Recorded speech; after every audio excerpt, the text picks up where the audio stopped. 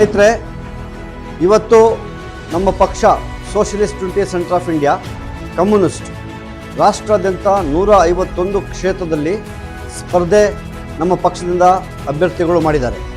ಅದೇ ರೀತಿ ಕರ್ನಾಟಕದಲ್ಲೂ ಕೂಡ 19 ಕ್ಷೇತ್ರದಲ್ಲಿ ನಮ್ಮ ಪಕ್ಷದ ಅಭ್ಯರ್ಥಿಗಳು ಸ್ಪರ್ಧಿಸಿದ್ದಾರೆ. ನಾನು ಶಿವಪ್ರಕಾಶ್ HP ಬೆಂಗಳೂರು ಕೇಂದ್ರ ಕ್ಷೇತ್ರದಿಂದ ಸ್ಪರ್ಧಿಸಿದ್ದೀನಿ. ಸ್ನೇಹಿತರೆ, ಉದ್ದೇಶ ಇಷ್ಟೇ. ಇವತ್ತು ರಾಷ್ಟ್ರಾದ್ಯಂತ ಹಲವಾರು ಸಮಸ್ಯೆಗಳನ್ನ ನಾವು ಎದುರಿಸ್ತಾ ಇದ್ದೀವಿ. ಒಂದು ನಿರುದ್ಯೋಗ ಸಮಸ್ಯೆ, ಬೆಲೆ ಏರಿಕೆ, ಹಸಿವು, ಬಡತನ, ಉಳಿಯೋಕ್ಕೆ ಒಂದು ವಾಸವಿರುವಂತಹ ಮನೆಗಳಿಲ್ಲ, ಸ್ಲಮ್ಗಳು ಜಾಸ್ತಿ ಆಗ್ತಾ ಇದೆ, ಮಧ್ಯಮ ವರ್ಗದವರು ಕೆಳ ಮಧ್ಯಮ ವರ್ಗಕ್ಕೆ ಹೋಗ್ತಿದ್ದಾರೆ, ಕೆಳ ಮಧ್ಯಮ ವರ್ಗದವರು ನಿರ್ಗತಿಕರಾಗ್ತಿದ್ದಾರೆ, ನಿರ್ಗತಿಕರು ಬೀದಿ ಪಾಲಾಗ್ತಾ ಇದ್ದಾರೆ. ಇಂಥ ಒಂದು ಪರಿಸ್ಥಿತಿನ ಈ ಬಂಡವಾಳಶಾಹಿ ವ್ಯವಸ್ಥೆ ತಂದಿಟ್ಟಿದೆ.